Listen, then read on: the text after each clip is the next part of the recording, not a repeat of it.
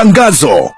Madaktari bingwa wa upasuaji wa kichwa kikubwa na mgongo wazi toka Taasisi ya Mifupa ya Hospitali ya Taifa ya Muhimbili, MOI, wanawaomba wananchi kujitokeza kwa wingi kuwaleta watoto wao wenye matatizo ya kichwa kikubwa na mgongo wazi. Matibabu yote hayo ya upasuaji ni bure kabisa chini ya udhamini wa GSM Foundation. Matibabu yote hayo yatakuwepo katika mikoa ifuatayo: Mwanza tarehe 27 hadi 30 mwezi wa 4, Shinyanga tarehe 2 hadi tarehe 4 mwezi wa 5, Singida tarehe 6 hadi tarehe 8 mwezi wa 5, Dodoma tarehe 10 hadi 13 mwezi wa 5, na Morogoro tarehe 15 hadi 17 mwezi wa 5. Okoa maisha ya mtoto mwenye kichwa kikubwa na mgongo wazi. Tiba ipo.